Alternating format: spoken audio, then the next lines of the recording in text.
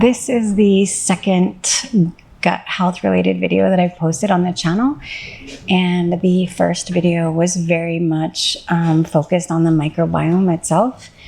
And I talked a lot in that video about what the microbiome does and went into great detail about all the different ways that it affects our different systems.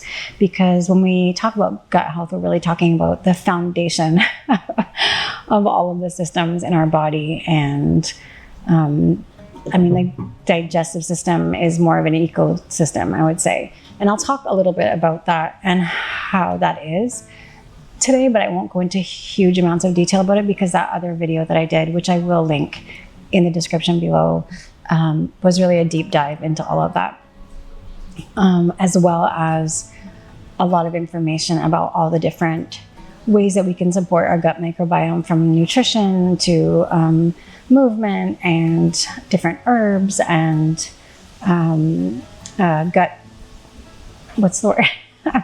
Like a brain fog? No, yes, but as well as, optimizing digestion and what have you, which is not what I'm going to talk about today. Today, I really want to focus more on the healing aspects for people who have already or are in the midst of experiencing a flare-up of some kind. So a flare-up doesn't always mean that you have gut dysbiosis, but often a flare-up will trigger that dysbiosis and vice versa.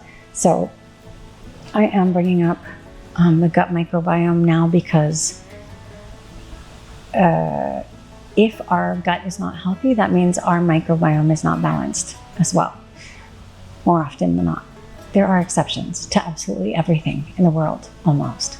So I will touch a little bit on it because a healthy microbiome will help us to break down and digest food, and also to effectively synthesize or absorb and distribute the nutrients that our bodies need. And when that microbiome is imbalanced, which is often caused by things like stress or lack of exercise or lack of sleep, definitely, poor nutrition, excessive medications or pharmaceuticals. Certainly antibiotics are very difficult for the gut microbiome to recover from, as well as environmental toxins, certainly.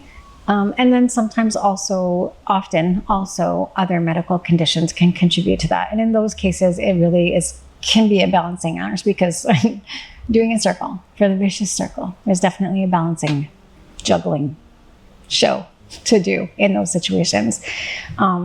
So when that happens, that can lead to very clear and obvious digestive upset, like bloating and cramping, diarrhea, constipation, acid reflux, chronic inflammation of the gut in general, even. And those are quickly associated with gut health, whereas when other systems are being affected, while sometimes they're accompanied by those very clear digestive systems, sometimes they're not. And so it's easy to miss the fact that maybe this is linked to that. So for example, your hormonal system. Hormone balance is very dependent on a healthy gut microbiome. Okay, Tallulah, Tallulah? Oh my God, what are you doing?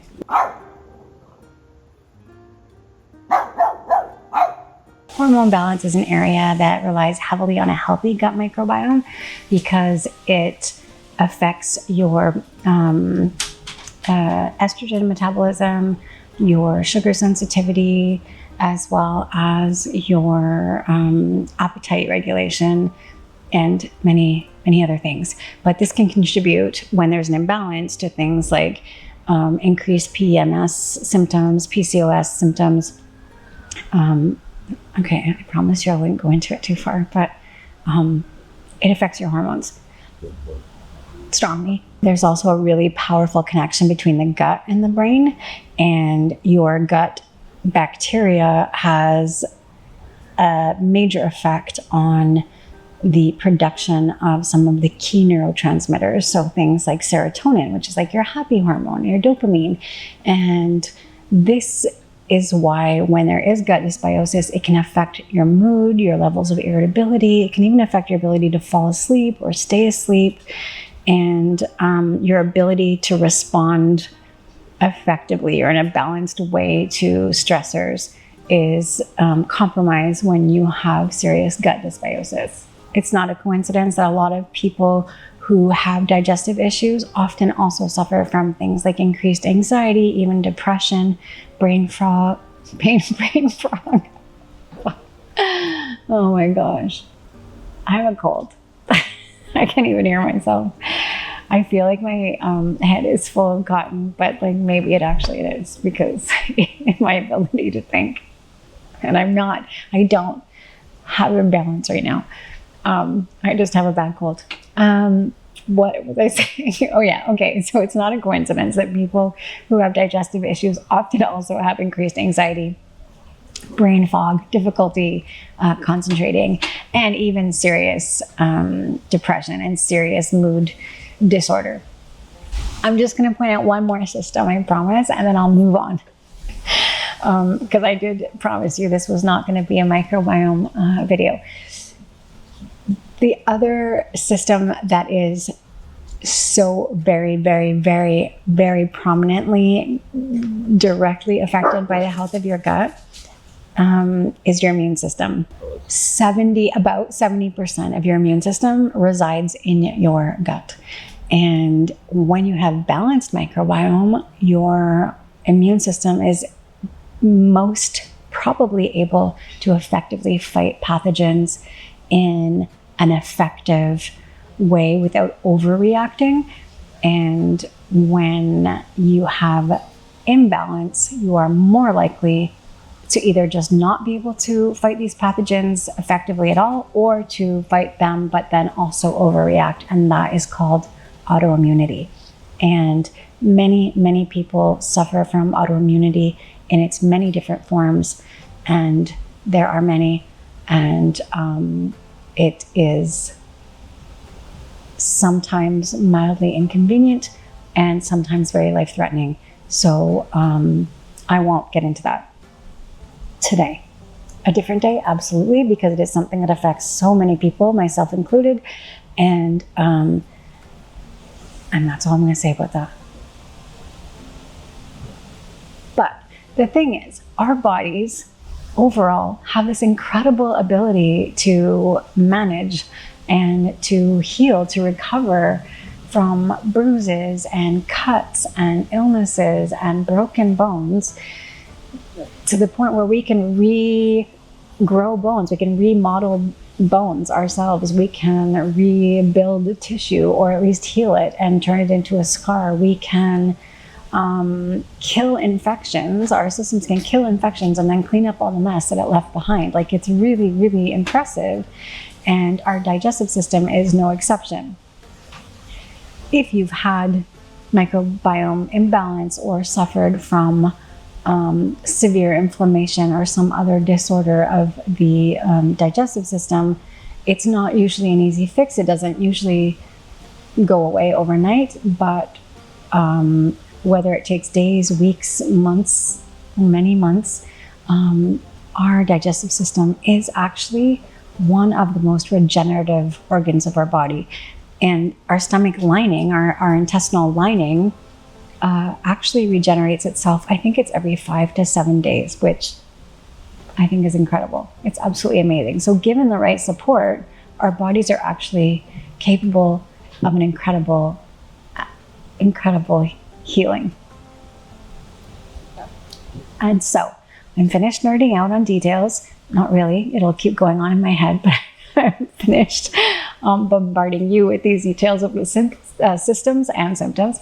And I am going to, as promised, now dive into some tips and tricks and kind of protocols that I put into place when I have a flare-up coming on, and how I deal with that. And again, sometimes this process just takes a few days, and sometimes it can go on for weeks, and as it did this summer, sometimes months.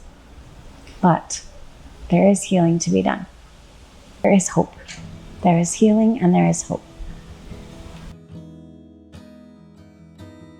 When a flare-up is menacing, when I have the early signs of a potential flare-up, I will do the same thing I would do if I missed it and I'm in a full flare-up, which is to switch over to a clear liquid diet. I'm only usually doing this for about 1 to 3 days, maybe 4 max. It really depends on the severity of the flare-up. If it's just light warning signs, I will do it just for like 24 hours. If I'm in a full flare, I'm going to be doing this for a few days. And while I am on this clear liquid diet, one of my main staples for sure is going to be broths, clear liquid broths. And if it's possible, I very, very, very strongly and highly recommend that you make or buy broths that are real, made out of actual vegetables and fruits, not relying on the concentrated cubes or powders or pastes, if it's accessible to you. Obviously, if that's all you have, that's all you have. And if that's all you have access to, I get that totally.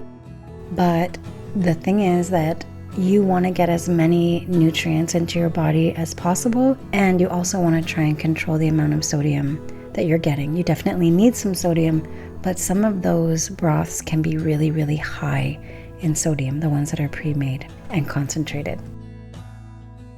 When I'm making a vegetable broth, I will put in every possible vegetable I have in my fridge, because there is a strong chance that I will not be able to eat it in its whole form over the next couple days.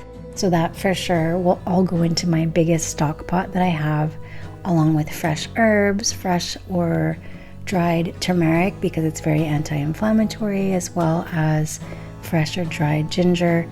And then, like I said, anything else I have: onions, garlic, carrots, celery.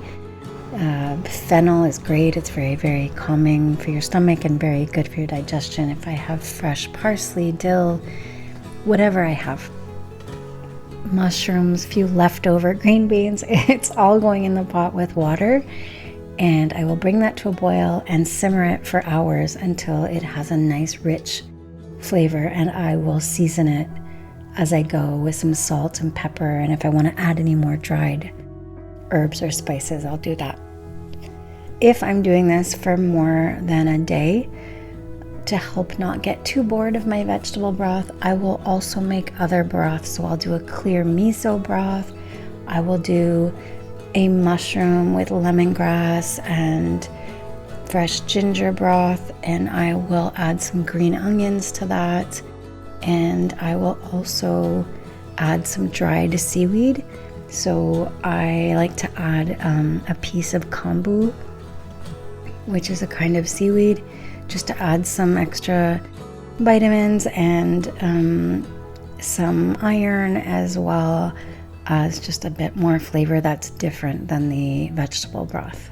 And then again, same thing, bring it to a bit of a boil, then just let it simmer until you like the flavor of it, adjust the seasoning, and then when it's ready, you just strain off all of the solid particles, all the pieces, and you're left with a gorgeous clear broth. When I made my huge pot of stock this last flare-up, that went on for a couple of months, and I've just come off it now, I also made a gorgeous clear beet soup by putting some of my vegetable stock ingredients into a smaller pot on the side and just adding more beets to that. The beets were peeled and sliced, not paper thin, but they were sliced relatively thinly. And then to that, I also added some sliced apples and some apple cider vinegar, not too much, just a little bit of apple cider vinegar, as well as some salt and some garlic cloves, which I did not mince or crush. Well, I crushed them. I just kind of smashed them because I'm going to strain all of this. I just smashed them a little bit to get a good amount of the flavor out of them while it was simmering. And again, same thing with this soup.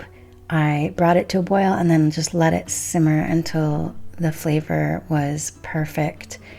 And once I was really happy with the flavor, I just strained that. And oh my goodness, the color of this soup, this beautiful beet broth, it was just so incredibly gorgeous that I think I'm going to try and use some beets to dye some fabric, but I've never done that before.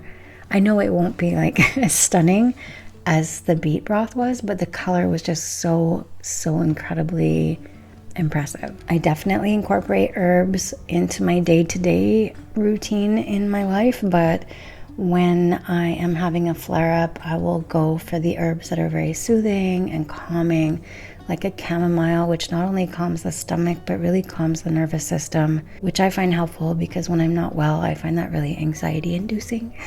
So I find the chamomile is helpful for that.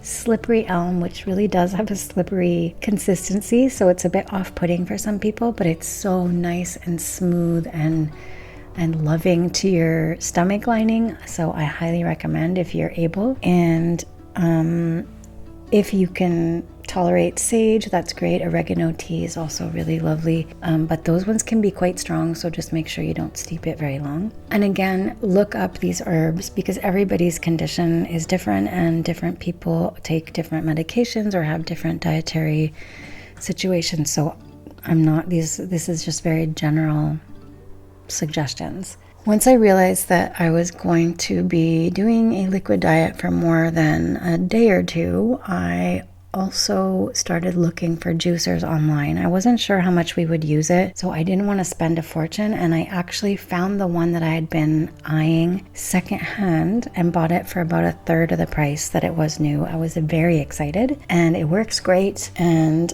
I made a green juice out of cucumbers and celery, kale, spinach, fresh parsley, and apples, and it was delicious. And I'm still making it now, not literally right now, but I still make it even though I'm not in the middle of a flare-up or trying to prevent one at this moment. So it turns out we're getting a lot of use out of the juicer, and I'm really happy about that. Making these green juices or vegetable juices can be great too because one, if you're getting sick of just drinking sweet stuff like apple juice or watermelon juice or pomegranate juice, it's nice, but also because when you're on a liquid diet, you're more likely to be missing a lot of nutrients. So anywhere you can pack them in is great. Once I come off the clear liquid diet, I move on to pureed liquid, so thicker liquids. And while I'm not a huge fan of pureed soups, I have to tell you, I found a soup that I love so much, and it is so simple to make. Basically, you just roast sweet potato, onions, celery and garlic and red peppers in the oven until they're very nice and tender. And then you peel the red pepper and the sweet potato, unless you had done that before roasting, and you simmer that in vegetable broth with some fresh herbs. So I used the leaves of the celery and some parsley, and once everything's really nice and tender and the broth is flavorful, you just puree it, and it is crazy good. It is so good. It also could have been because I was starving at that point, but actually no, it was really good.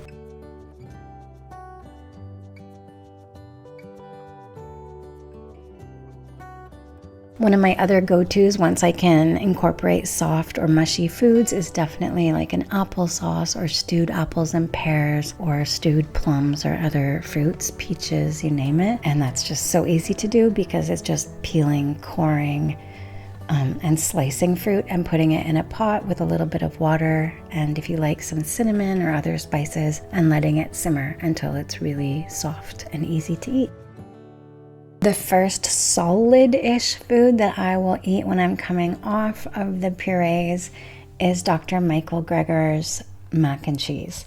And the ingredients are essentially cooked carrots or butternut squash or a combination. I usually do mostly butternut with some carrots. And you simmer those until they're really tender. And I'll often do that with some onions and some fresh parsley and celery.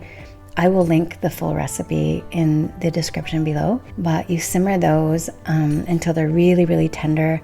And at the same time, you put a pot on of water to boil to cook your macaroni on the side. And then you put your cooked squash along with some white miso paste and almond butter, lemon juice, nutritional yeast, some vegetable broth, some garlic powder, smoked paprika, a little bit of mustard, and some salt and pepper, all into a high-speed blender, and you whiz that up until it's really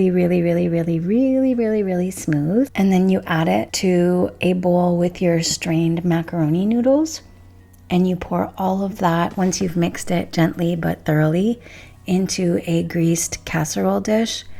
And if you want to, you can top that with some breadcrumbs and a bit of nutritional yeast and garlic salt, totally optional, not obligatory. And then you pop that in the oven to bake, and it is so delicious. I'm not gonna lie, we eat it several times a year, even if we're not feeling yucky, if I'm not having a flare-up or coming off of one. But if I'm not in the middle of a flare or recovering from one, I will steam some broccoli florets and add those when I'm adding the sauce to the noodles before I bake it. It is so delicious. After this stage, I move on to adding more solid cooked foods. And this is less of the healing phase and more of the reintroducing and recovering and resetting phase. And I am actually working on a guide for that right now, and it's almost done, but not quite. And I didn't want to keep not putting out this video waiting for that to happen. So I'm putting out the video now. And if you go to sweetvegan.net, you'll be prompted to subscribe for updates. And if you put in your email address and subscribe, you will get that guide in your inbox when it's ready. I really hope that something in this video was helpful to you. I cannot thank you enough for taking the time to watch it. And if you are a Patreon or Substack subscriber, my thanks go on into eternity to you. I thank you. That's all. I just thank you. If you would like to work with me one-on-one for naturopathy, there is a booking link in the description below. I work with people one-on-one in person here in Montreal, Quebec, but also online if you are not here in the city and not able to do that. I will be back very, very soon. In the meantime, please take really good care of yourselves.